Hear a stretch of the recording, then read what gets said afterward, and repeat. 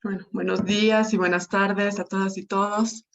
Bienvenidas y bienvenidos al seminario virtual Aportes para preservar la biodiversidad y proteger a las comunidades que la resguardan.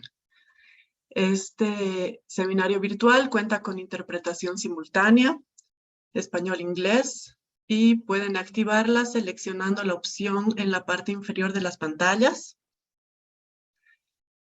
This webinar has simultaneous interpretation, Spanish-English, so you can activate it by selecting the option at the bottom of your screen. Yo soy Claudia Velarde, una de las coordinadoras del programa de ecosistemas de AIDA. El presente seminario virtual es parte de la serie de seminarios del 25 aniversario de AIDA.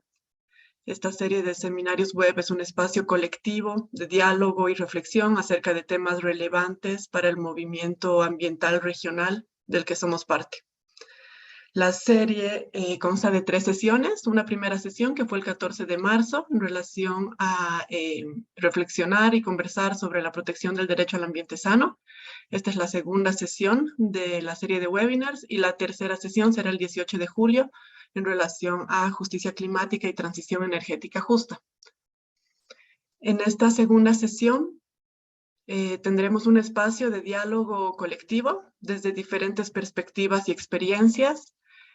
Conversaremos sobre la situación actual de la biodiversidad, de los ecosistemas, de las comunidades protectoras del territorio y de la vida en Latinoamérica. También reflexionaremos sobre las principales amenazas, las oportunidades y las tareas prioritarias y urgentes para atender efectivamente la crisis de biodiversidad y para salvaguardar los derechos de las poblaciones locales, indígenas, campesinas, tradicionales, que protegen los territorios y los sistemas de vida. Este seminario está planificado para 1 hora y media. Tendremos un espacio de panel. Luego, un breve momento de preguntas del público, preguntas y respuestas de nuestros panelistas. Y por último, un momento de conclusiones, reflexiones y cierre final. Entonces, a continuación, daré paso al panel de conversación que estará moderado por María José González Bernat, también coordinadora del programa de ecosistemas. Adelante, María José. Muchas gracias, Claudia, y bienvenidos a todos los que están participando con nosotros en este segundo webinar. Le damos la bienvenida a todos los países que nos están acompañando. Los invitamos de nuevo a hacer sus preguntas en el chat de preguntas y respuestas. Creo que el chat está deshabilitado, pero está la otra opción para que por ahí nos compartan cualquier pregunta que tengan. Quisiera darle la bienvenida al panel de expertos que nos acompaña el día de hoy. Muchísimas gracias a todos por su tiempo, por su dedicación y trabajo y por acompañarnos en este espacio tan importante para nosotros. Quisiera primero presentar a Ana Di Pangracio. Ella es directora de biodiversidad de la Fundación Ambiente y Recursos Naturales FAR en Argentina. Bienvenida, Ana. Damos también la bienvenida a Robinson Mejía Alonso. Él es ingeniero forestal y defensor de los derechos humanos y el territorio de Colectivo Socioambiental Juvenil de Cajamarca, Cosajuca, en Colombia.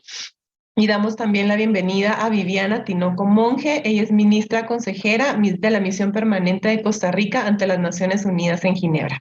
Muchas gracias, Viviana, también por acompañarnos. Quisiera dar inicio al panel, a la discusión que vamos a tener, dirigida por una serie de preguntas que me gustaría hacerles a todo el panel. La primera pregunta dice, sabemos que la gran diversidad biológica y la diversidad cultural son esenciales para la continuidad de sistemas de vida armónicos, equilibrados y sanos. Sin embargo, actualmente vivimos una grave crisis en términos de pérdidas de especies, ecosistemas, funciones y sistemas naturales.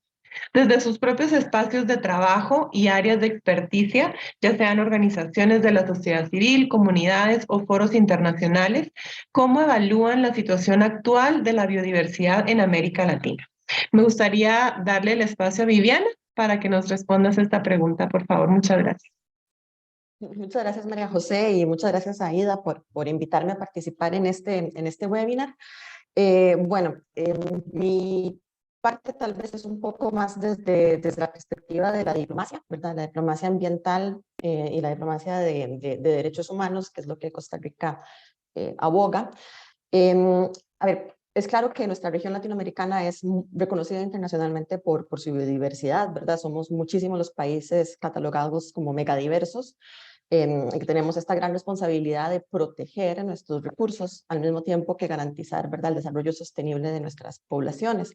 Pero creo que hay que tomar en cuenta que la situación, a pesar de que estemos tan bendecidos con esta biodiversidad, no es la mejor, ¿verdad? Estamos viviendo la triple crisis planetaria, del cambio climático, de la pérdida de biodiversidad, la contaminación, y además esto aunado a factores socioeconómicos que hacen que nuestras poblaciones, principalmente los pueblos indígenas, las comunidades rurales, las comunidades locales, se vean más afectadas por estos grandes eventos climatológicos, ¿verdad?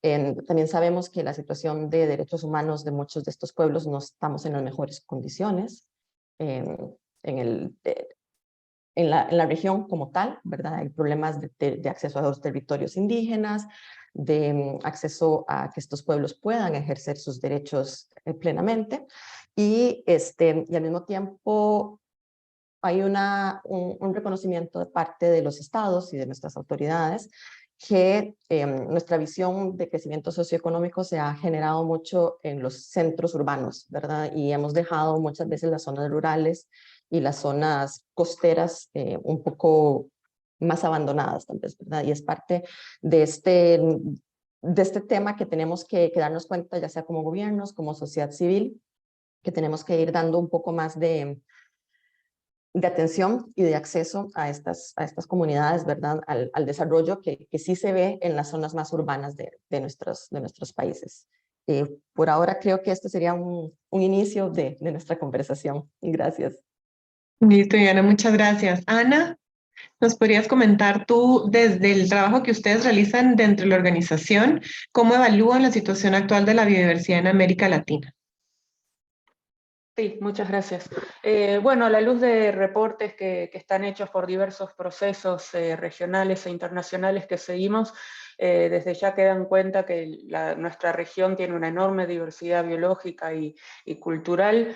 Por ejemplo, de los 17 países megadiversos que han sido identificados por el Centro de Monitoreo de la Conservación del Ambiente del Programa de Naciones Unidas para el Medio Ambiente, de esos 17, 6 están en nuestra región, ¿no? También en la región se calcula que existe 60% de la vida terrestre del planeta, junto a una gran diversidad de flora y fauna marina y de agua dulce. Y hay una gran diversidad de biomas, ¿no? Desde humedales, pasando por ecosistemas costeros, desiertos, bosques tropicales, extensos pastizales y hábitats andinos de gran altitud, ¿no? América Latina se estima también que produce 14% de la huella ecológica mundial.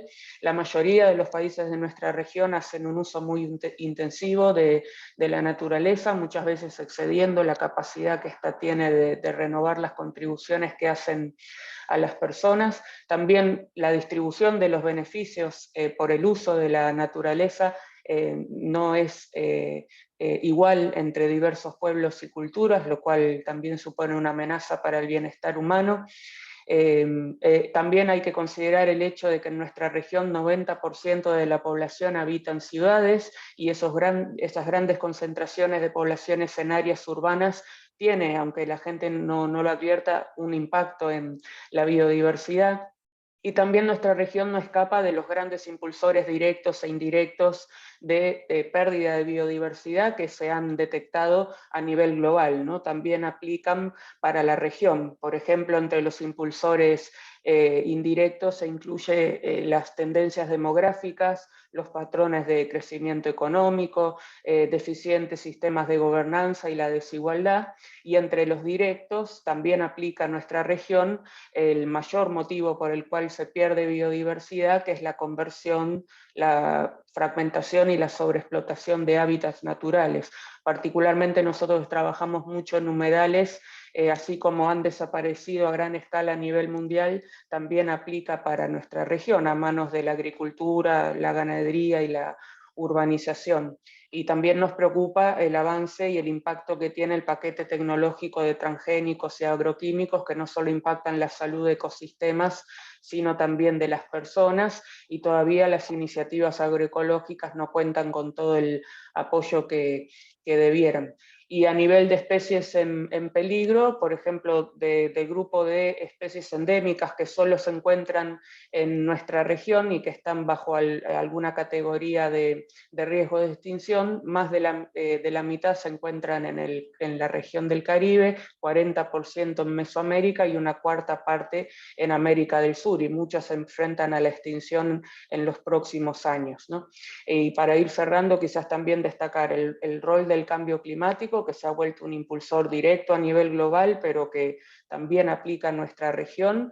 El hecho de que todavía en nuestra región, y acá hablo también particularmente de Argentina, todavía los combustibles fósiles son gran parte, un 80% de nuestra matriz energética, y todavía los seguimos subsidiando en vez de apoyar a energías renovables, y la calidad de agua también está disminuyendo severamente, ¿no? Eso también tiene un impacto en la salud de las personas. De hecho, se estima unos 8.000 niños y niñas que mueren por diarreas muy fuertes a raíz de las aguas contaminadas y el saneamiento deficiente en nuestra región, ¿no? No obstante, hay grandes áreas todavía en Latinoamérica que se mantienen en estado natural o seminatural, aun cuando ha avanzado mucho la transformación, y hay un potencial para poder trabajar y construir una sociedad más justa y equitativa en nuestra región, ¿no? Ese creo que es un desafío para el presente y el futuro. Gracias, Ana. Súper, gracias por proporcionarnos todas esas cifras que a veces creo que son muy alarmantes, pero creo que cierras con una nota positiva de todo lo que todavía hay que proteger y cuidar, ¿verdad? Damos espacio, por favor, a Robinson para que nos respondas la misma pregunta. ¿Cómo evalúas tú la situación actual de la biodiversidad en América Latina? Buenas tardes, agradecer la invitación Aida a este webinar. Nosotros como Cosajuca pues no tenemos un trabajo a escala regional. Vamos a referirnos un poco, digamos, desde la lectura que tenemos y que creemos que no dista mucho de otros países, en este caso nuestro país, Colombia. En primer momento, decir que coincidimos con la lectura de Ana y de Viviana. Eh, para nosotros, la biodiversidad en América Latina está en un momento donde, por diferentes factores como la crisis climática, los modelos de desarrollo económicos y sobre todo, por lo menos en nuestro caso, la misma guerra, han llevado a que pues, la biodiversidad se vaya perdiendo. Pero para no ahondar en lo que ya Viviana y Ana ha dicho, y también previendo que en la próxima sesión del webinar pues va a hablar sobre la transición energética, yo sí creo y siento que una de las cosas a las cuales por lo menos acá en Colombia nos estamos viendo enfrentados y que tenemos mucho temor es hacia la forma como el extractivismo ha migrado o ha adoptado el discurso de la transición energética para seguir imponiendo los mismos modelos de desarrollo, en este caso, pues refiriéndonos frente a la biodiversidad, en ecosistemas estratégicos pues, que la albergan. Por lo menos en Colombia estamos en la discusión que en sitios como humedales que están incluso en la lista Ramsar, están siendo víctimas de la posibilidad de desarrollar proyectos de fracking. Estamos en discusiones, por lo menos en nuestro pueblo, Cajamarca, donde convergen dos ecosistemas de páramo que se desarrollan proyectos mineros bajo la metodología de cielo abierto, y de alguna forma pues como que pues eso va en contravía de eso. Y cuando uno cuestiona este tipo de emprendimientos, lo que nos dicen es que el gas hace parte de la matriz de la transición, nos dicen el cobre hace parte de la matriz de la transición, y es donde de alguna forma de los territorios nosotros nos planteamos pues transición sí, pero con la gente, con la biodiversidad, respetando los ecosistemas y garantizando que las economías que están en los territorios estén allí, y un poco también trasladándoles para la siguiente sesión. Nosotros creemos que la transición energética debe permitirnos verdaderamente pensarnos en que si la transición va a ir de la mano del mercado o va a ir de la mano con la gente y los ecosistemas, porque realmente, por lo menos aquí, nosotros que estamos en zona andina, montañosa, la fragmentación de los ecosistemas es tan grande que ya no puede aguantar otra fragmentación más, porque, como lo decía Ana, las cifras de extinción y los monitoreos que nosotros hemos realizado, los resultados son alarmantes. Estamos llevando a que la biodiversidad mm, prácticamente nos grite a las puertas porque ya el oso llega fácilmente a las fincas, los felinos que están en los valles están huyendo de los valles y llegando a zonas donde nunca llegaban.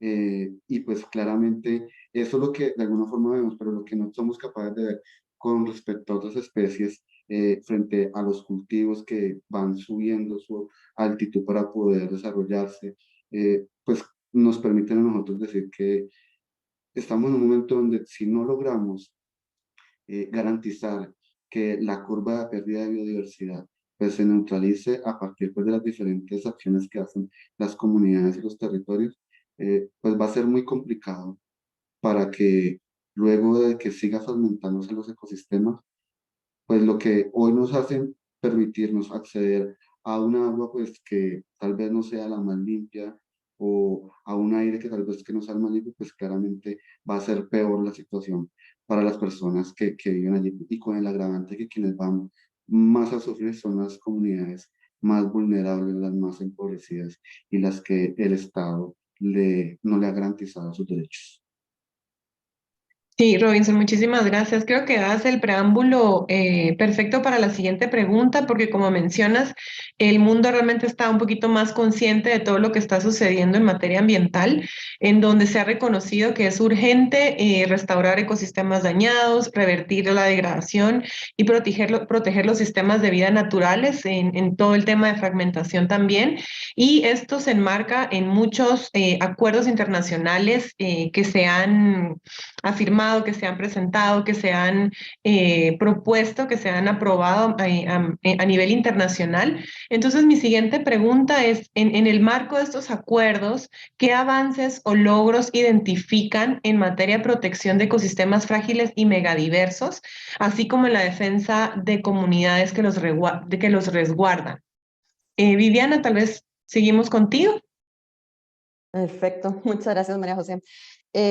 Bueno, en este punto a mí me gustaría primero como comenzar antes de decir lo que hemos avanzado, me gustaría como dejar un poco claro que los acuerdos internacionales, bueno, que tenemos, ¿verdad? Que existen, hay que verlos desde una óptica que son producto de una realidad, ¿verdad? De un momento histórico en donde tal vez como sociedad no teníamos tan claro el problema que se nos venía con el cambio climático, ¿verdad? Con la pérdida de biodiversidad, a pesar de que los científicos y la sociedad civil tal vez nos los han venido diciendo desde hace años, como estados hemos sido un poco más lentos en reconocer esa realidad y los acuerdos pues son producto, ¿verdad? De esas épocas.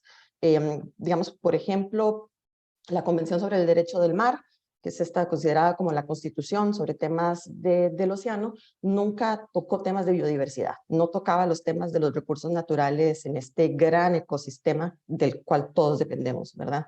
Y nos llevó 20 años básicamente llegar a este gran logro que es el acuerdo de uso sostenible y conservación de la biodiversidad en áreas fuera de jurisdicción nacional, el BBNJ, que es, bueno, en mi opinión, es un gran logro de nuestra comunidad internacional. Tengo un gran orgullo yo de haber participado también en esas negociaciones y agradezco también el gran aporte que AIDA nos dio durante todo este periodo. Pero este es un gran logro de la comunidad internacional, ¿verdad? Haber llegado a reconocer que el alta mar necesita una protección particular, que los estados y toda la sociedad civil tenemos esta responsabilidad para protegerlo. Creo que también otro gran avance que hemos tenido es el marco de biodiversidad adoptado bajo la Convención de Diversidad Biológica, que logró la protección de la meta 30 por 30, ¿verdad? Proteger un 30% de la superficie terrestre y un 30% del océano para el año 2030. Esto es basado en evidencia científica, que es este mínimo que tenemos que proteger, ¿verdad?, en el mundo para evitar una catástrofe natural, ¿verdad?, para evitar ya mayores desastres de los que estamos viviendo. Entonces, creo que como comunidad hemos ido desarrollando mayores logros, pero creo también, y no sé si Ana y Robinson también aquí tendrán la misma criterio que yo, una lectura, es que por mucho tiempo en el discurso internacional siempre se ha hablado solo de cambio climático y todo el enfoque siempre ha sido hacia cambio climático, el apoyo financiero es hacia proyectos de cambio climático, y recientemente yo he visto un cambio y ya hay un discurso doble de biodiversidad también, ¿verdad? De que cuando hablamos de cambio climático tenemos que hablar también de pérdida de biodiversidad como dos caras de la misma moneda, ¿verdad? Estamos hablando de dos cosas, como dijo Ana, son los drivers de uno del otro. Y yo creo que ya la comunidad internacional, la parte financiera, la parte mediática, ya se ha dado un poco de más razones para hablar de biodiversidad. Y eso yo creo que también ha traído consigo un despertar, una realización de que las comunidades locales y los pueblos indígenas son nuestra guía sobre cómo proteger esta biodiversidad, ¿verdad? De darse cuenta de que son estas comunidades los que desde siempre han sabido interactuar de una manera sostenible con la biodiversidad y que es de ellos de los que tenemos que aprender más, ¿verdad? Sobre esta conservación y este uso sostenible. Y yo creo que ahora hemos visto un poco más en los medios este nuevo awareness, por decirlo así, de esta importancia de las comunidades locales y los pueblos indígenas en los temas de biodiversidad. Gracias.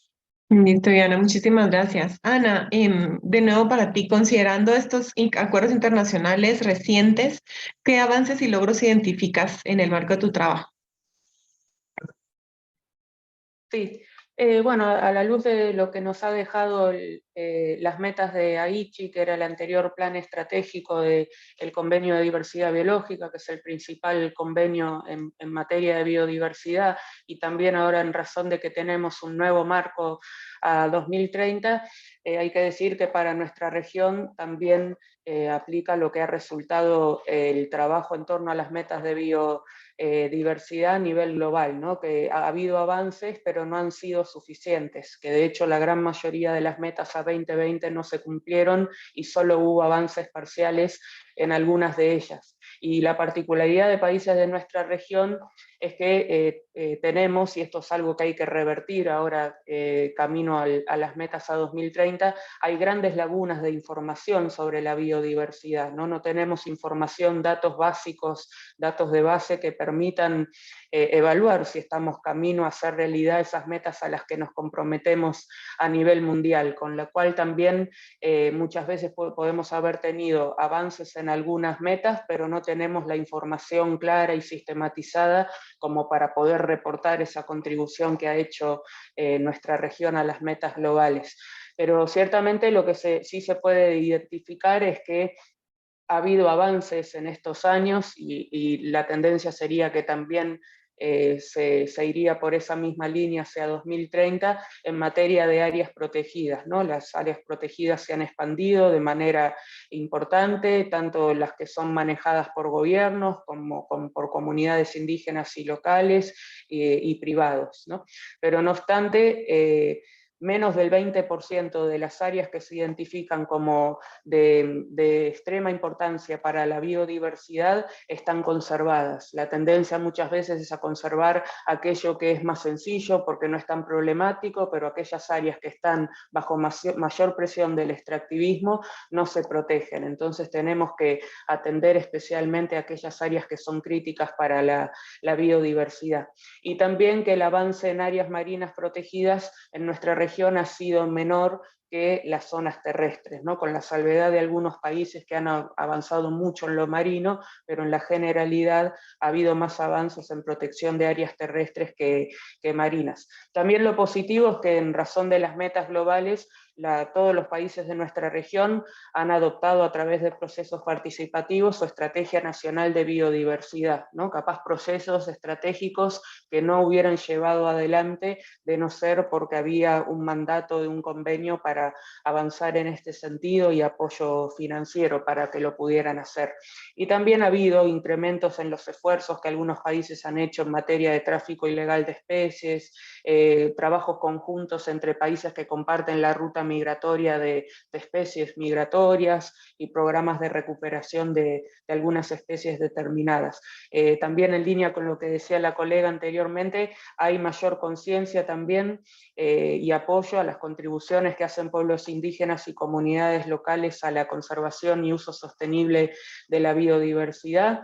Hay avances, por ejemplo, en el reconocimiento de lo que se conocen como territorios de vida o TICAS, territorios y áreas que están conservados por estas comunidades. Hay que destacar que 80% de la biodiversidad mundial está en territorios de pueblos indígenas y comunidades locales, y también hay evidencia que allí es donde mejor se conserva, pero que también están bajo severa presión, con lo cual hay que trabajar en protegerlo, porque de la mano de esa degradación de la biodiversidad también se degrada la diversidad cultural, ¿no? Más de la mitad de los idiomas de nuestra región y las culturas asociadas a estos, por ejemplo, enfrentan dificultades o incluso la extinción en los próximos años. Y bueno, como también destacar que si bien la conversión de hábitats en América Latina ha disminuido en los últimos años, igualmente sigue alto, y la restauración ecológica es una herramienta importante que ha venido a hacer algunos aportes en este sentido para la mejora de hábitats naturales en nuestra región, pero hay que tener en cuenta que el financiamiento de estas acciones son altos y que no siempre se llega a recuperar la totalidad de las contribuciones que los ecosistemas hacen a las personas y a otras especies, ¿no? Con lo cual lo principal es frenar la conversión y degradación de ecosistemas, porque luego restaurarlo es muchísimo más caro y no siempre se asegura poder recuperar todas las contribuciones que la naturaleza nos brinda. Y bueno, ahora que tenemos el Marco Mundial de Biodiversidad con MIN-Montreal, es una nueva oportunidad para seguir construyendo sobre los logros, que hay que ponerlos en valor, no siempre ver desde lo negativo, poner en valor lo que se ha logrado y atender y revertir las deficiencias, y también reclamar a los países poderosos y desarrollados el apoyo que deben dar a países en vías de desarrollo como los de nuestra región, ¿no? Gracias. Súper, Ana, muchísimas gracias. Robinson, desde tu enfoque, que es mucho más local y social, ¿con qué avances y logros identificarías en la protección de estos ecosistemas? Bueno, yo resalto mucho que con todas sus limitaciones, la posibilidad de que hoy el ordenamiento de los territorios tenga de presente que la línea base de cómo están los sectores son los determinantes para el ordenamiento del territorio. Es decir, ya no se permite que el desarrollo económico de un territorio pues vaya en detrimento de los ecosistemas que están allí. Pero ahí nosotros queremos hacer una gran salvedad, y es que cuando uno se enfrenta a esta discusión de los ecosistemas, uno siempre termina en un mapa y en una serie de polígonos, en donde al final lo que se está diciendo es que después de esta línea usted puede hacer lo que quiere y después de esta no. Y eso, de alguna forma, desde la lectura que nosotros tenemos de los territorios, una lectura pues más integral, más holística, pues de alguna forma ya está fragmentando el ecosistema desde como creando unas líneas imaginarias. Ya tenemos la división política, ahora tenemos las divisiones ecosistémicas, y estamos viendo o estamos de alguna forma llevando la discusión de la conservación o de la garantía de la defensa de los ecosistemas como si fuesen cuerpos independientes en donde no hay una relación constante, una sinergia constante entre ellos. Y eso, pues, desde nuestra perspectiva, es una... el ordenamiento del territorio tiene que partir de allí, y partir de allí desde los aprendizajes de las comunidades que los habitan, tanto las comunidades originarias, las comunidades afro, pero también las campesinas, que todas han sido estigmatizadas, han de alguna forma llevado como el peso de que si la fragmentación de los ecosistemas ha sido también parte culpa de ellos, y se pierde la posibilidad de ver más allá, digamos que de alguna forma las políticas macroeconómicas de los países han llevado a que, pues, por lo menos en el caso que nosotros conocemos muy bien, pues el campesino mire cómo garantiza sus derechos a partir de su parcela, y pues eso lo lleva a tomar pues decisiones que van en detrimento, pues obviamente, de la biodiversidad y los ecosistemas. Entonces, yo sí siento que hay que garantizar que la participación ciudadana llegue a esos escenarios, que esas comunidades tengan la posibilidad de poner de presente sus necesidades, porque muchas veces desde los centros, vamos, como desde la metrópoli, se dice, hay que conservar los ecosistemas, hay que permitir que la vida sigue allí, pero nunca se piensan cómo es que está viviendo la gente que habita en esos territorios. Y se lleva a una cosa que para nosotros nos preocupa, y es que la conservación tiene que ser con la gente, y no pues sacando a la gente de estos ecosistemas que de alguna forma tienen algún riesgo. Yo termino diciendo una cosa, y es que el foco sobre la conflictividad ambiental ya está, y es necesario que los esfuerzos y las distintas visiones pues nos demos la tarea de poder ser más estratégicos en la lógica de que pues cada proceso o cada digamos ejercicio de conservación no garantiza pues la solución, y es necesario poder tener una mayor articulación para poder pues lograr que los resultados de lo que hacemos pues vayan a una escala más grande, porque si bien en lo local se pueden hacer muchas más cosas, eh, el desafío es global, y ya lo decía Ana con los temas del mar. Nosotros pues mucho desde la montaña vemos que uno sale de su casa y lo que ve es fragmentación día tras día. Entonces, sí, aprovechemos este momento donde la discusión ambiental es importante dentro de las agendas mediáticas de los países, porque ya después de que digan, no, pues ya no se pueden salvar, pues va a ser más complicado aún.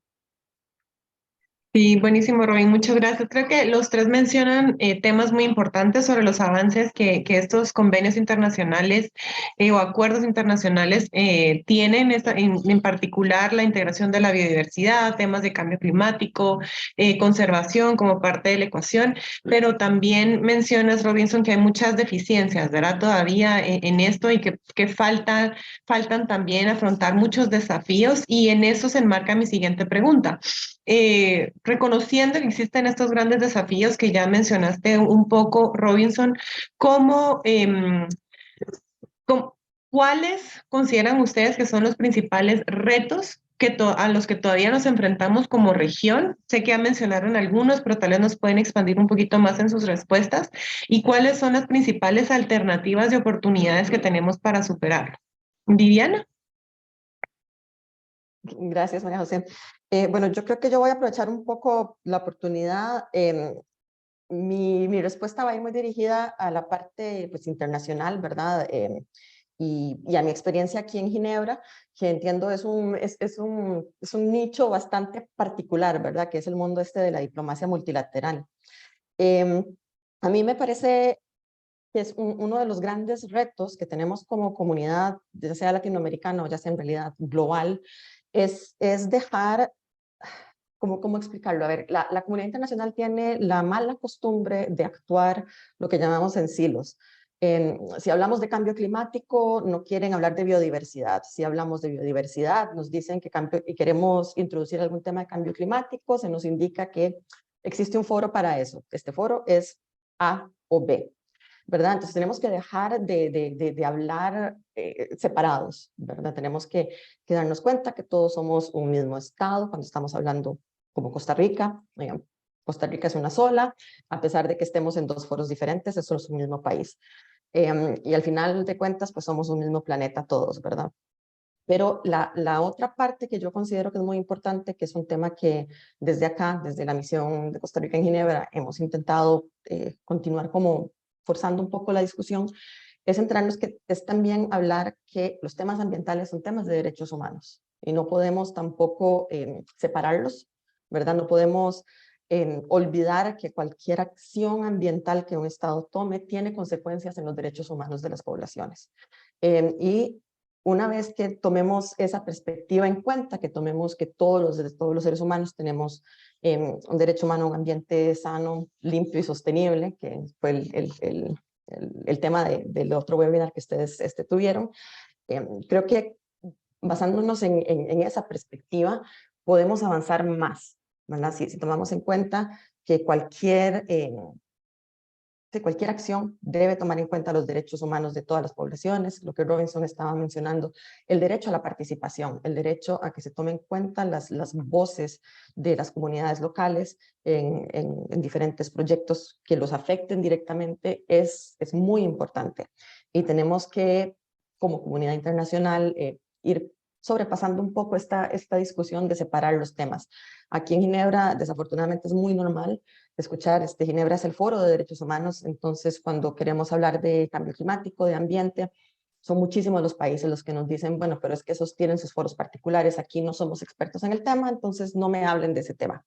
Y hasta que no logremos empezar a hablar de los dos temas como uno solo, creo que no podremos avanzar. Y yo creo que ese es un reto que tenemos no solo en Latinoamérica, sino ya un tema un poco más global. Entonces, este es mi granito de arena desde el punto de vista diplomático, que yo sé que es un mundo muy particular, pero que creo que también afecta y tiene su aporte a dar en este tema. Gracias. Listo, Diana, muchas gracias. Nos diste como un marco muy humano de todo lo que es temas de biodiversidad y conservación. Ana, ¿nos podrías comentar tú o expandir un poco más en los retos que tú has trabajado? Sí. Sí, lo voy a hacer también en razón de la experiencia que tenemos a nivel nacional, pero con mucho se corresponde también en regional, ¿no? En términos generales, primero decir la falta de priorización de lo ambiental por un lado y la necesidad y trampa de divisas por el otro, ¿no? No se consigue pensar a la naturaleza más allá de mera mercancía de intercambio para resolver los acuciantes problemas de los déficits en los balances comerciales y la crisis económica que actualmente tenemos en mi país, pero también otros países atraviesan. Aun cuando existe, por suerte, una creciente demanda social por los temas ambientales y que se han dado, de hecho, pasos positivos para la agenda ambiental, que ya viene construyendo desde hace décadas, ¿no? el movimiento socioambiental. Pero bueno, la cuestión ambiental no es suficientemente priorizada en los ámbitos de toma de decisión, particularmente en biodiversidad. Todavía hay una falta de integración de esta en procesos de toma de decisión, así como en las cuentas nacionales, en los presupuestos. En lo que hace a institucionalidad todavía hay una debilidad marcada de la máxima autoridad ambiental de nuestros países frente a, por ejemplo, lo que son sus pares más poderosos de agricultura, minería y energía, circunstancia que se repite de gestión a gestión, cualquiera sea el color político. Estas autoridades son las que terminan definiendo y el ambiente suele bajar la cabeza. En un país federal como Argentina, que también se corresponde con otros, con ese tipo de organización en nuestra región, hay que decir que hay enormes desafíos para la coordinación entre el gobierno federal y las provincias para mejorar la implementación de las normas de protección ambiental que tenemos, nuestra institucionalidad ambiental. En algunos casos las provincias siguen privilegiando el avance de actividades extractivas sobre medidas de protección ambiental bajo el lema de un desarrollo regional o fundamentos autonomistas, ponen traba en el Parlamento Nacional para la sanción de nuevas normas de protección, o luego traban, si estas son aprobadas, su implementación a nivel local, incluso discutiéndolas en la justicia, ¿no? Y luego está el tema del bajo nivel de implementación de políticas y legislación, ¿no?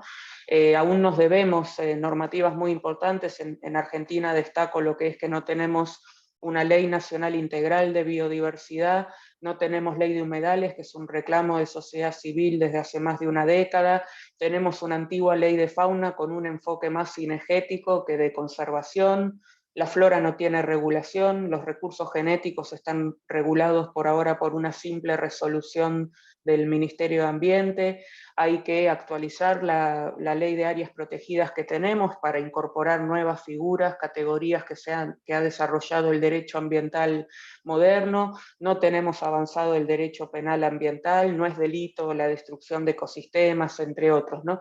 Pero no obstante, la legislación que tenemos no es mala, de hecho es muy buena, acá hablo más en conocimiento de lo de mi país, lo que falta es la implementación, como también transversalizar los estándares nuevos que nos vino a traer la legislación ambiental en normas antiguas, sectoriales, de sectores productivistas que se resisten a estos cambios, como son los de la pesca, la minería, forestaciones exóticas y demás.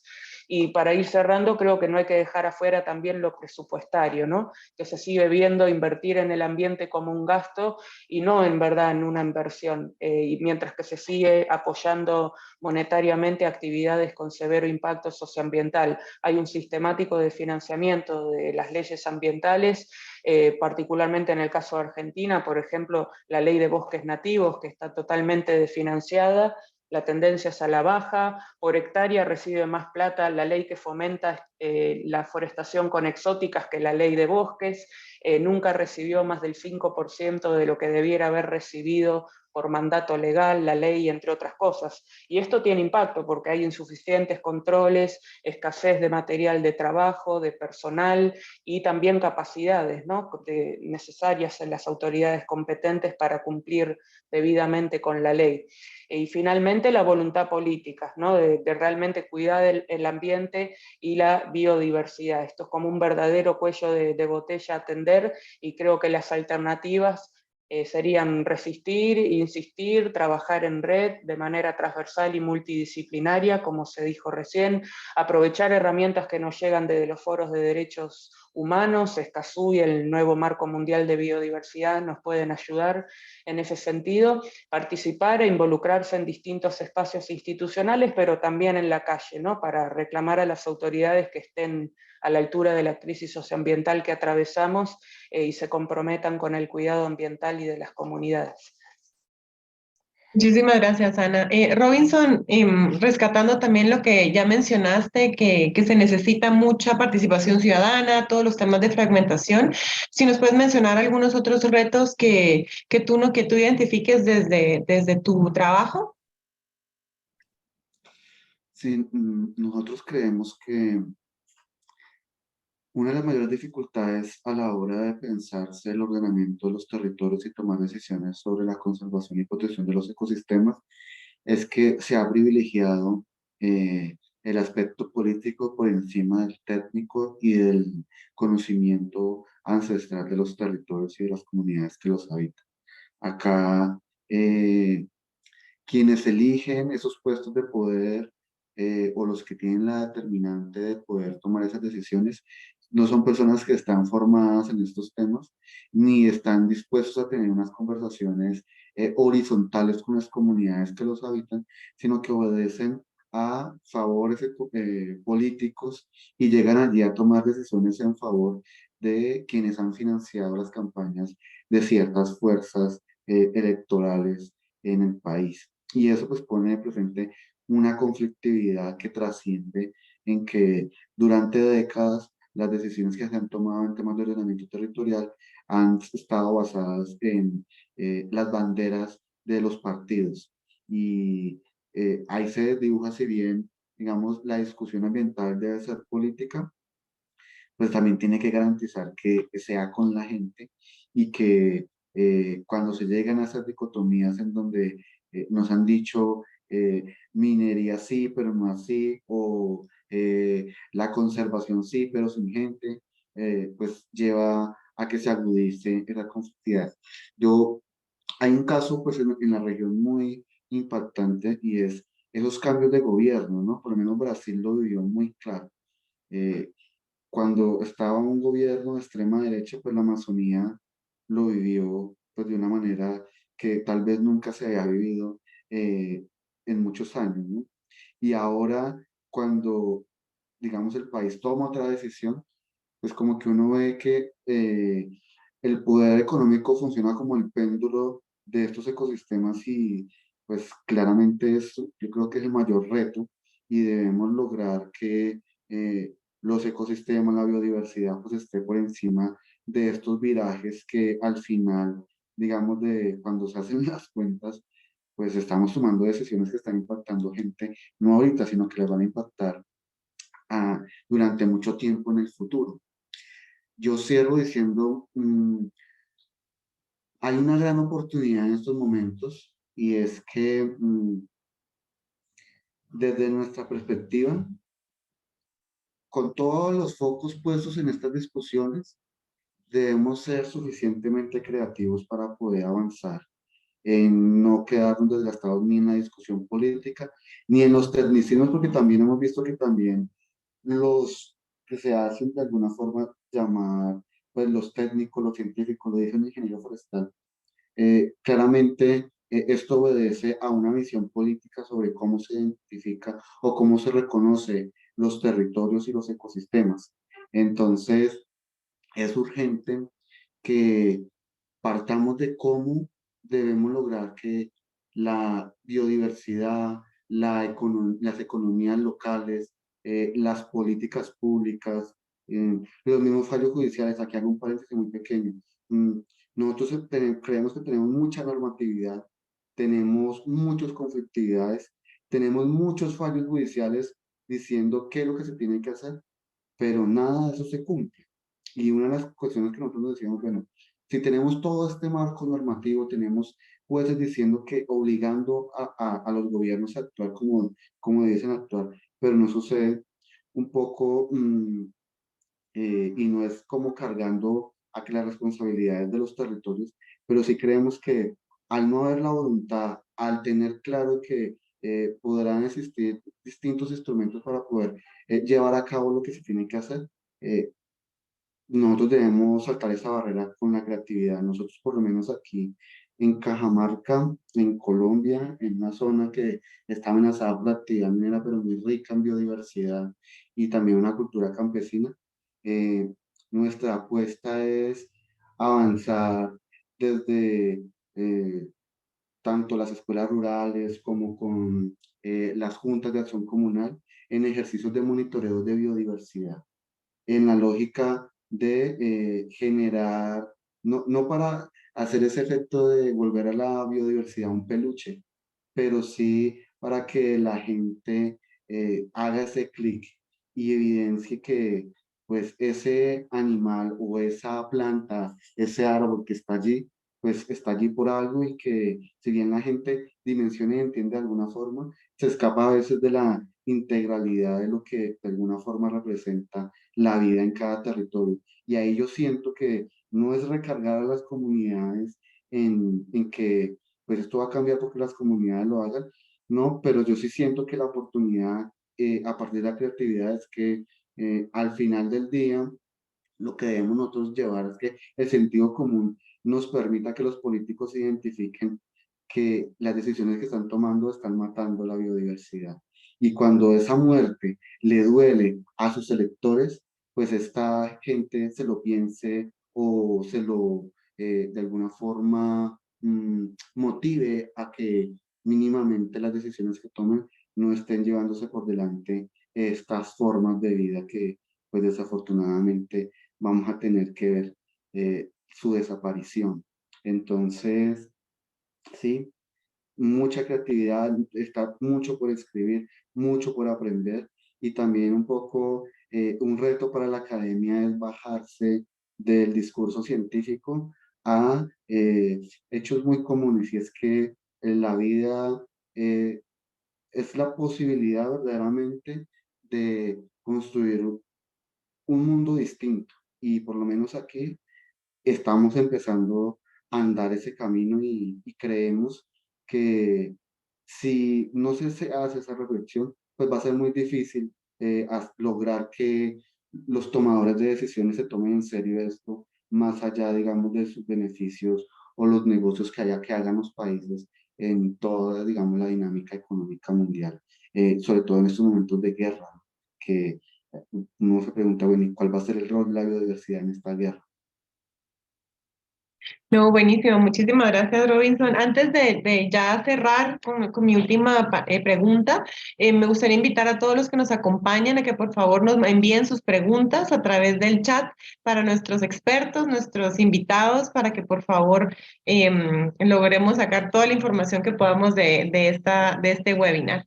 Y bueno, a fin de cerrar nuestra discusión, que ha sido maravillosa, creo que hemos discutido muchísimos temas, me gustaría cerrar con una nota de esperanza, a pesar de todas las conflictividades que hemos mencionado, todos los retos, todo lo que todavía está pendiente. Entonces, me gustaría que nos comenten sobre alguna anécdota o historia que demuestre que trabajar por los sistemas naturales de vida y por quienes los custodian siempre vale la pena.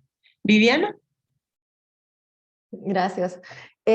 Bueno, yo en mi experiencia laboral, desafortunadamente he tenido muy poco contacto directo con comunidades locales o pueblos indígenas. Siempre ha sido más a través de, bueno, de organizaciones de sociedad civil, como ustedes, con los que he tenido un diálogo más directo, ¿verdad?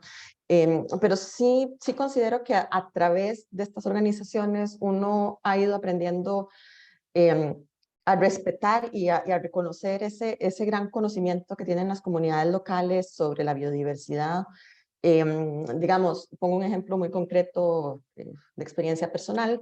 Durante muchas discusiones sobre este tratado de alta mar, cuando se hablaba de tomar en cuenta el conocimiento tradicional, las comunidades locales, entre muchos de los diplomáticos nos volvíamos a ver y decíamos, pero bueno, ¿en qué es que estas comunidades tienen conocimiento de alta mar, ¿verdad? O sea, tal vez tienen conocimiento de lo que sucede a donde pescan, cercano a la costa, etcétera. Y después cuando uno empieza a hablar con personas que sí saben de la materia y le explican a uno que sí, tal vez, no sé, una comunidad en Alaska tiene conocimientos muy claros de los patrones de migración de las ballenas. Nuestras comunidades tienen muchos conocimientos sobre las tortugas, sobre sus tradiciones de anidación, saben las épocas en que vienen, pueden reconocer que dado los cambios de sobrecalentamiento de las aguas, pueden estar diciendo, bueno, ya se está viendo afectado, ya tenemos menos de este pescado, tenemos menos de esta especie, etcétera. Y eso ha sido muy rico para uno como diplomático, porque eso le permite a uno pues incluir estas perspectivas, ¿verdad?, en lo que es el trabajo diario en temas de política exterior. Pero sí considero, y eso tomo mucho lo que Robinson estaba diciendo, que como estados, aquí hablando como representante estatal, tenemos todavía una gran tarea de hacer, ¿verdad?, de tomar en cuenta a estas comunidades a la hora de tomar decisiones en todo sentido, ¿verdad? Ya más allá de algún proyecto que se dé en un territorio en particular, sino tomar en cuenta a todas las comunidades, a todos los actores de sociedad civil, ¿verdad? Para todos los proyectos. Entonces, siempre es una lección que me queda siempre en la parte de atrás de la cabeza, ¿verdad? Para mantener activo. Y por eso siempre he agradecido mucho la participación y la colaboración que hemos tenido con instituciones y bueno, con ustedes, con AIDA, hemos trabajado muchísimo y muy de cerca y siempre agradezco esa colaboración.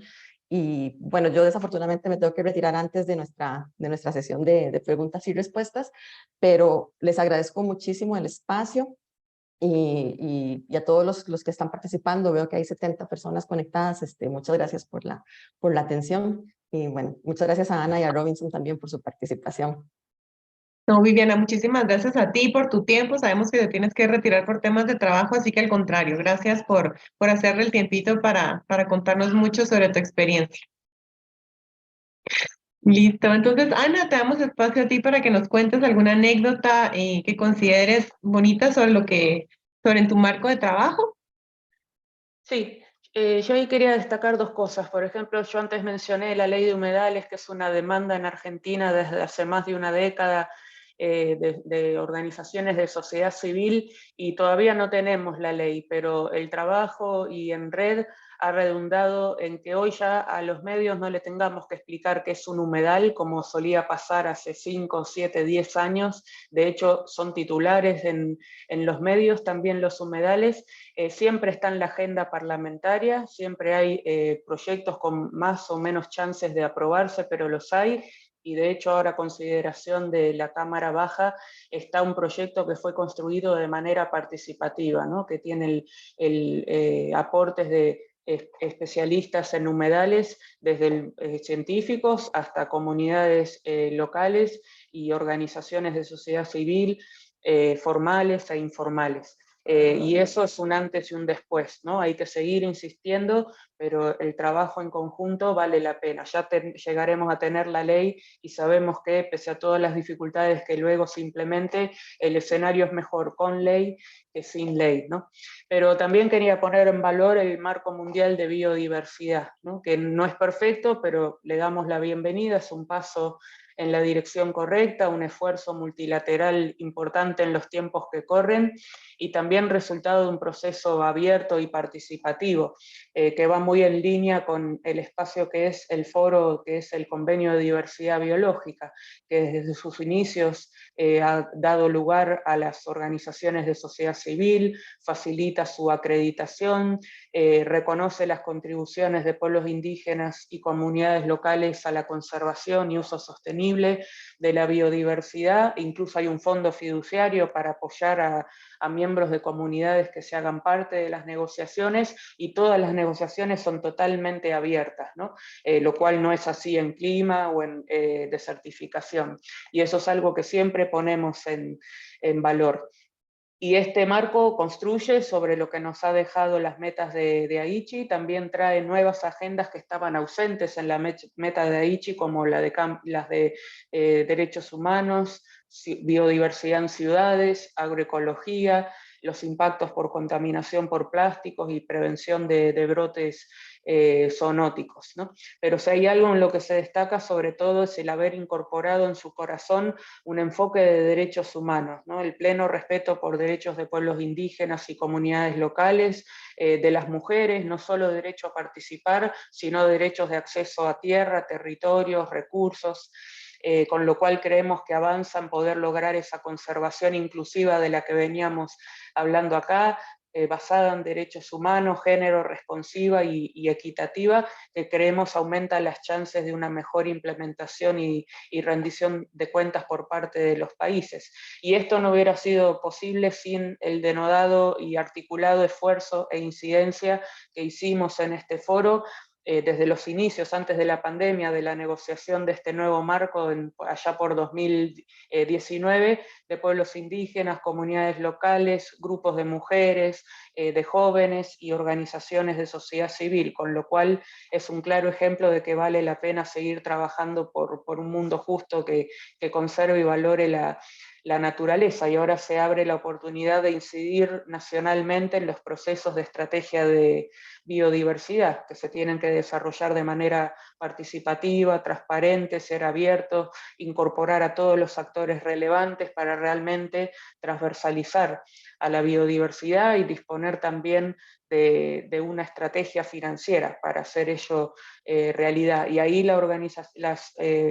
la sociedad civil de manera organizada y no se tiene que hacer parte. Esto es ONG formales, movimientos, asambleas, grupos de mujeres, jóvenes, pueblos indígenas, comunidades locales, campesinas, vecinos de áreas periurbanas, urbanas, representantes de la academia y especialistas técnicos, ¿no? Hay que aprovechar estos espacios para poder bajar a territorio y que se ajuste a nuestras realidades estas grandes metas globales. Y creemos que, bueno, que tenga ese enfoque de derechos humanos nos va a permitir hacer mayores avances que los que se dieron a partir de lo que nos dejaron las metas de Aichi. Y ese también tenemos que hacer conocer, ¿no?, estos espacios, y que la sociedad civil se haga parte, y cómo, sumando a estrategias que ya llevan adelante desde hace décadas para proteger la biodiversidad, pueden aprovecharlos para lograr estos objetivos de conservación inclusiva. Y ese es un trabajo colectivo que de hecho ya empezó y lo vamos a continuar de aquí en adelante. De acuerdo, muchísimas gracias, Ana. Robinson, tal vez tú nos puedes comentar sobre alguna anécdota o historia corta que demuestre que trabajar por estos sistemas siempre valdrá la pena. No sé si me escuchas, Robinson.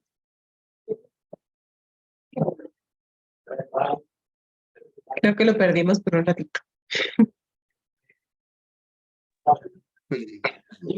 Tranquilo. ¿Me escuchas? ¿Me escuchas bien?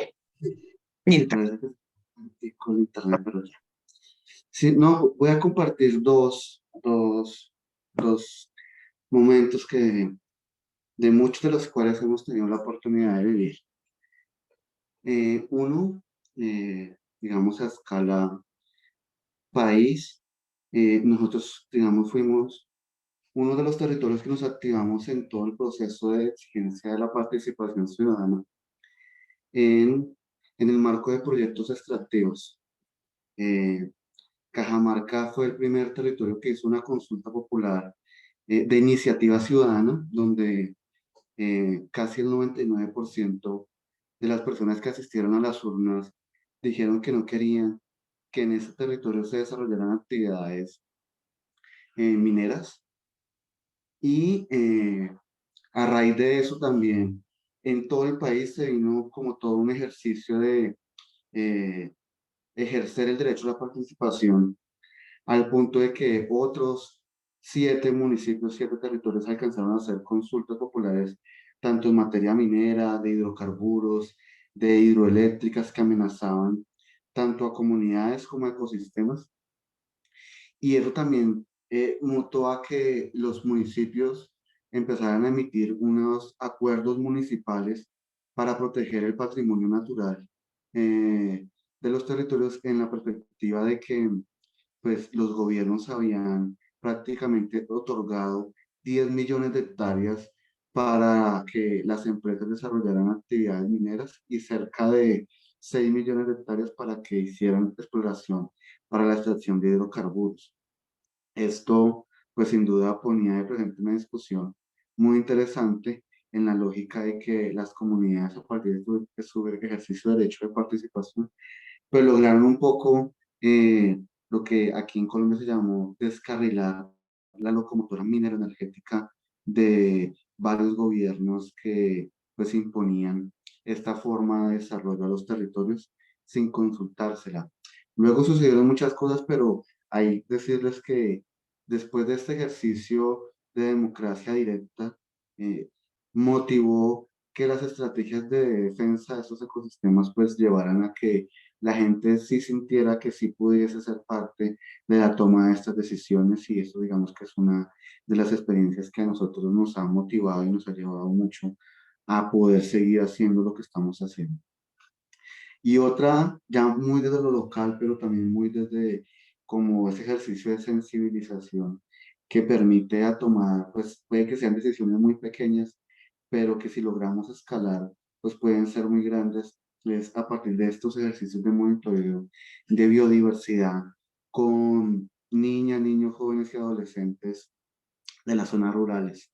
Nosotros hemos logrado construir una serie de acuerdos de conservación con familias campesinas en la perspectiva donde a partir del ejercicio del monitoreo, mostrándoles a ellos quiénes son los animales y quiénes son las plantas que habitan pues su territorio y que ellos pues identifican, pero que no los ven en un video o en una foto, pues ha generado que estas personas dentro de un ejercicio de ordenamiento de sus fincas destinen áreas para la conservación de esta biodiversidad e incluso hagan acuerdo interespecies. Por lo menos hay uno muy especial, y es que acá hay una especie que nosotros lo denominamos guatín, que se come como todos los tubérculos que se cultivan, ¿no? Ellos tienen como ese conflicto y la gente, digamos, o localmente los mata. Hemos logrado que campesinos le hagan la huerta al guatín para que no vayan a afectarles el cultivo. Esto, si bien es algo muy local, muy pequeño, es hacia eso donde debemos llegar. Cómo la gente empieza a relacionarse con la biodiversidad desde una perspectiva distinta y empieza a ver que no hay una competencia, sino que la idea es empezar a analizar cómo podemos nosotros desde nuestra forma de relacionarnos con nuestra finca, con nuestro territorio, permitimos que esta biodiversidad siga teniendo un lugar allí y siga estando allí y sobre todo que ese ejemplo empiece a verlo el vecino y empiece de alguna forma esa sensibilización desde el ejemplo y con un fiscalizador muy interesante que son los jóvenes y los niños que habitan allí, porque ellos tomándole fotos a las aves o así poniendo las cámaras de fotorrastreo, identifican estos y como que si ya no están es porque ha sucedido algo y empiezan a hacer como sus ejercicios de diagnóstico y a hacer un ejercicio de exigencia para que pues lo que no está sucediendo de la mejor manera pues empiece a cambiar y creemos que pues si bien es algo muy focalizado, pues es algo que pues de alguna manera esperamos que pueda escalarse a decisiones más macro en donde la biodiversidad pues siga pudiendo tener esa serie de oportunidades. Súper, muchísimas gracias, Robinson. Ahorita voy a pasar a un par de preguntas que nos hicieron por parte de los participantes. Agradecemos a todos sus preguntas, pero por cuestiones de tiempo no podemos hacer todas. Pero para seguir con la inercia, Robinson, la siguiente pregunta es para ti. ¿Hasta qué punto podemos meter a todas las comunidades indígenas en la misma bolsa? Se asume que todos son los que mejor cuidan la naturaleza, pero dicen que hay varios ejemplos de que no en todos los casos es así. Si nos podrías comentar un poquito sobre tu experiencia. No, pues digamos que reaccionando a esa pregunta podemos decir que evidentemente en la vida, en el mundo, hay de todo, pero no por ello podemos nosotros empezar a hacer ejercicios de discriminación y mucho menos a comunidades tan altamente vulneradas en sus derechos. Creemos que no se trata de meter a alguien en la misma bolsa o no, sino se trata de lograr pues que la biodiversidad de los ecosistemas están allí. Esto no es un juicio ni contra los pueblos indígenas, ni contra las comunidades rurales. Lo que no, yo creo que lo que debe llamar más la atención es cómo esas comunidades que de alguna manera han sido vulneradas en sus derechos, se les lleve o se les obligue a que hagan algo que vaya en detrimento de los ecosistemas. Por lo menos en el caso de Colombia, nosotros hemos visto pueblos indígenas que han tenido que dejar sus territorios por la guerra.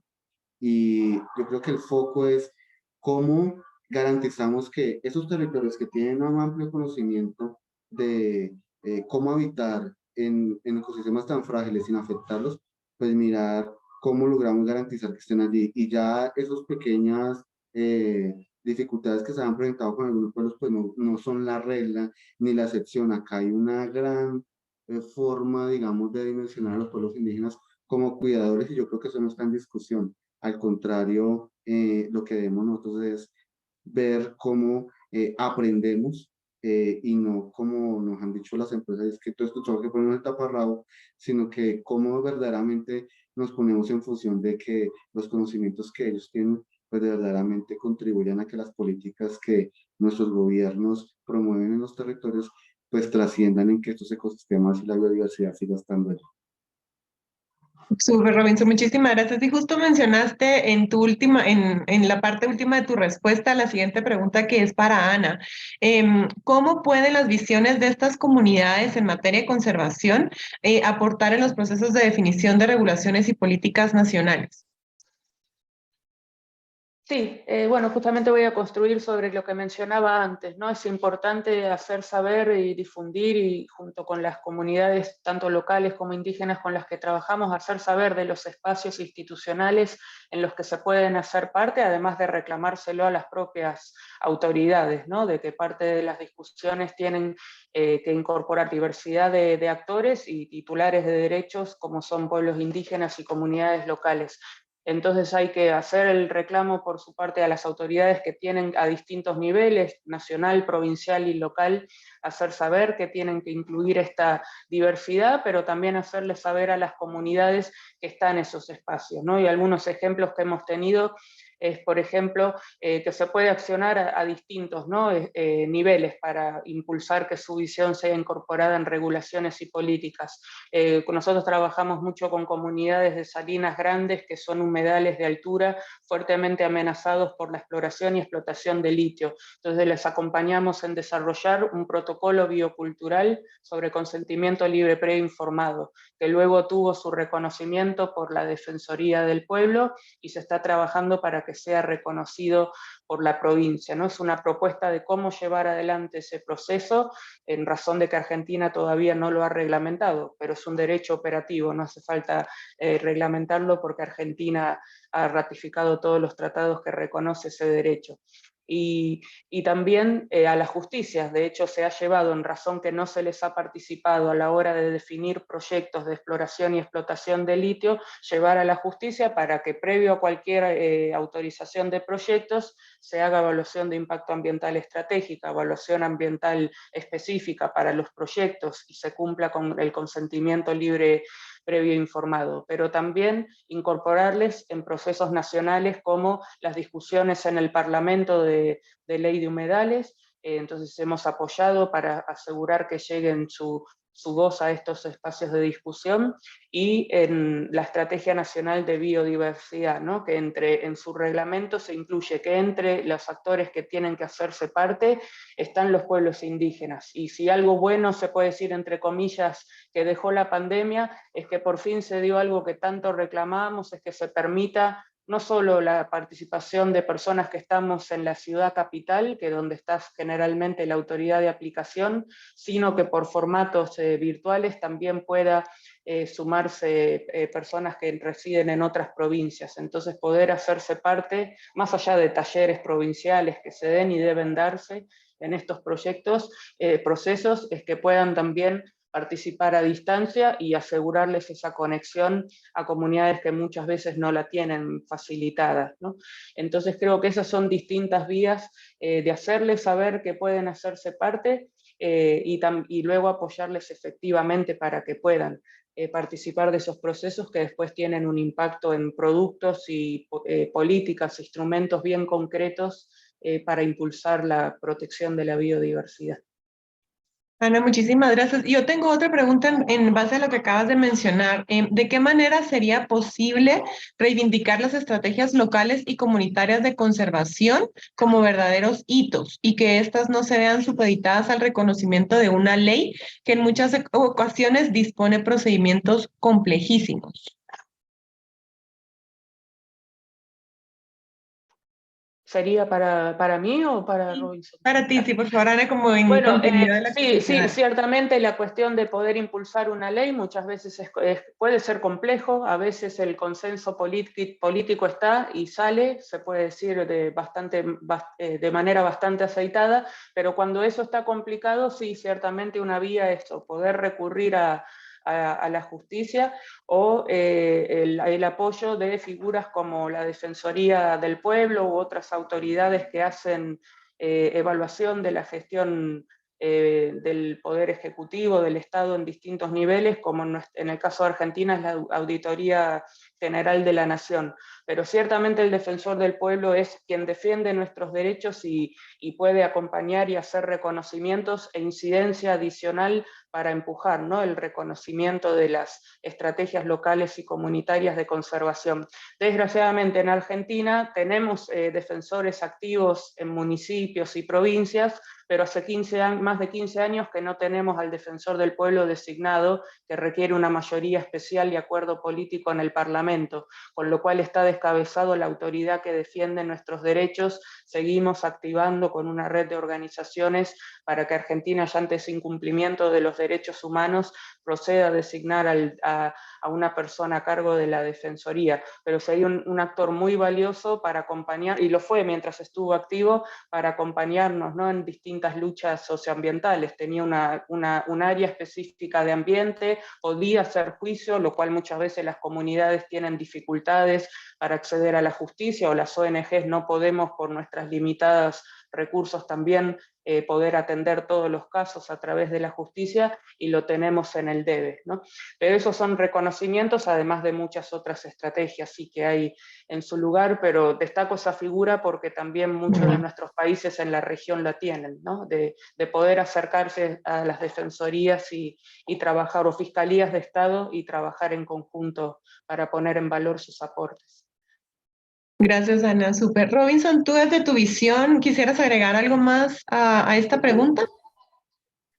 Solamente quisiera agregar un elemento, y es que efectivamente en escenarios de conflictividad, lo que hace que una estrategia de protección o conservación de los territorios pues sea reconocida o sea legitimada es a partir de los esfuerzos de la gente. O sea, aquí todo lo que se ha tenido, o todos los avances que se han tenido, es por el ejercicio constante de defensa de los territorios que hacen las comunidades. Entonces, lo que creemos que es imperioso es hacer un ejercicio de rodear todas estas iniciativas que permitan que esos esfuerzos pues no sean truncados o por decisiones gubernamentales o por la misma justicia, porque también tenemos sentencias judiciales también que van en detrimento de estos ejercicios de conservación y protección. Entonces, digamos que hay parte como la discusión entre la legitimidad y la legalidad, ¿no? Los territorios legítimamente han avanzado en poder pensarse cómo defender su territorio, pero está la lucha para que esa legitimidad pues sea respetada por los actores económicos y estatales, y que pues cuando se logra esto pues prácticamente y se instaura en la legalidad un poco, aquí la reflexión es que no hay que esperar que sea legal para poderlo hacer, sino que pues tenemos la legitimidad para hacerlo. Y creo que la mayor reflexión es que donde hay un territorio defendiendo lo que está allí, pues desde las capacidades que tengamos hay que rodear, hay que acompañar, y también hay que compartir las experiencias, porque el aprendizaje de un territorio puede ser la estrategia de otro territorio. Entonces hay que hacer manada. Súper, Robinson, muchísimas gracias. Muchas gracias a ambos y a Viviana también por sus participaciones, por todo lo que nos comentan en base a su trabajo. Yo solo tengo un par de conclusiones que estoy anotando con respecto a sus participaciones, resaltando que uno de los temas que mencionaron es integrar temas de derechos humanos. Creo que eso fue un tema transversal en todo lo que respondieron, en donde toda acción ambiental tiene consecuencias humanas, ¿verdad? Y la importancia también de todos los temas de participación ciudadana. Falta también priorización del tema ambiental a nivel nacional. Y esto a pesar de la creciente demanda social en temas ambientales. Falta integrar temas de conservación también en todo lo que es toma de decisiones. Falta abogar también para que no se den tantos privilegios a todo lo que es industrias extractivas, sino que se empiecen a gestionar otros procesos. Mencionaste también tú, Ana, sobre el bajo nivel o la poca cantidad de políticas específicas, pero sobre todo también la falta de implementación de políticas existentes, que creo que eso es algo que podemos ver reflejado en muchos de nuestros países en donde trabajamos. Robinson, mencionaste también algo sobre la importancia del conocimiento ancestral en temas de conservación y la necesidad de generar discusiones y la necesidad también de creatividad para poder avanzar en todo este marco de conservación y de manejo que trabajamos desde nuestros espacios. Y algo que me llamó y que me gustó mucho que mencionaste, Ana, fue resistir e insistir desde nuestros espacios. Entonces creo que podemos cerrar este panel con eso. Y muchísimas gracias de nuevo por su tiempo, por el trabajo que hacen. Y Claudia, te doy la palabra para que cierres este webinar maravilloso. Muchas gracias, María José, Ana, Robinson y Viviana. Ha sido una conversación muy enriquecedora. Creo que han salido varios elementos y varias reflexiones muy sentidas, muy desde el corazón, desde la experiencia, desde donde pensamos la problemática también. Eso puede enriquecer mucho los diálogos. Yo rescato algunos elementos. Lo primero que quiero mencionar es que es innegable la relación de la diversidad biológica y la diversidad cultural, ¿no? En todas las intervenciones, en todas las reflexiones, ha estado súper claro cómo las comunidades locales, las comunidades indígenas, las personas, somos parte de la naturaleza, ¿no? Y tenemos ese rol importante de conservación, de uso sostenible, de gestión. Y además también tenemos la sabiduría y los conocimientos alrededor de esa tarea. Las personas que viven más de cerca en relación directa con la biodiversidad, con la naturaleza, tienen conocimientos muy grandes que tienen que ser también tomados en cuenta y llevados a gobiernos, a instancias internacionales, a estos avances en cuanto a acuerdos y legislación que estábamos conversando. Para mí ha sido muy interesante escuchar las experiencias de Cajamarca, un caso que AIDA ha venido acompañando desde hace 10 años. También escuchar la larga lucha de Argentina por la ley de humedales, que son luchas largas, son procesos largos, y hay avances, ¿no? Es muy esperanzador ver los avances también. A ver, tengo aquí varias notas de temas importantes, ¿no? Pero bueno, ahí esos eran algunos. También la articulación entre los diferentes niveles, entre los diferentes actores, entre las personas con derechos directos sobre la biodiversidad, creo que es algo súper importante que también tenemos que tener en cuenta a momento de pensar estratégicamente cómo lograr una protección de la biodiversidad y de los ecosistemas, y en general de estos sistemas de vida, ¿no? Incluyendo a las comunidades y a las personas dentro de los ecosistemas. Me llamó mucho la atención también un dato que dio Ana al principio, que ha habido un gran avance en la conservación de biodiversidad terrestre, un avance más grande, digamos, que en la conservación de biodiversidad marina.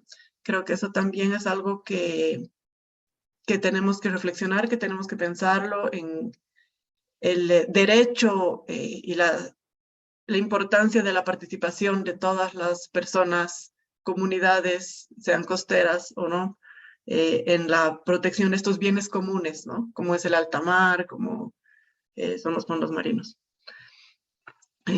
Bueno, eso a modo de hacer algunas reflexiones finales, como repito que ha sido muy enriquecedora la conversación.